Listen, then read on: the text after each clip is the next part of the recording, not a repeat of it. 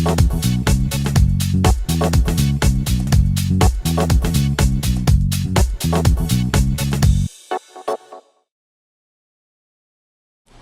this is John O'Connor from McKnight's. I'm here in Chicago at the NIC show.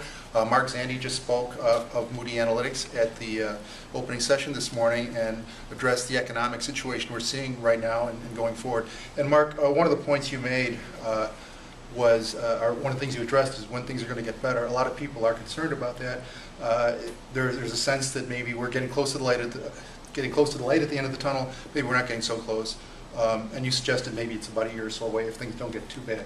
Is that more or less accurate? Yeah, that's a good characterization. I think the next 6 to 12 months will be, how I would characterize them as uncomfortable. We still have a lot of problems to work through, leverage in the house among households, and businesses remain very cautious about hiring and investing. But I do think by this time next year, I think the economy will start to gain traction. Big companies, mid-sized companies are very, very profitable, have a lot of cash on the balance sheet, and I think they'll get enough confidence to start deploying that cash, and hopefully by late next year, 2012, we'll be off and running. Very good. One of the concerns that a lot of the people at the show have is the apparent increase in regulatory oversight. We've seen healthcare pushed, we're seeing financial regulatory reform being pushed right now.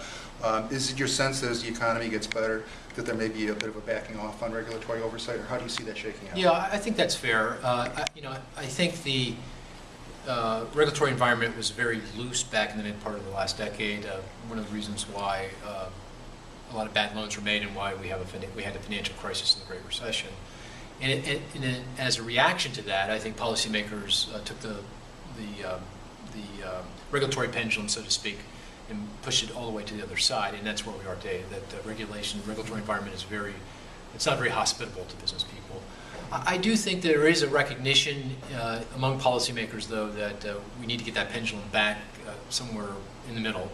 And I suspect that that's exactly what's going to happen over the course of the next 6, 12, 18 months. Very good. And finally, Mark, you're working on another book, Paying the Price, which will be coming out shortly. Could you give us a bit of a tease about what we can expect to see in the book?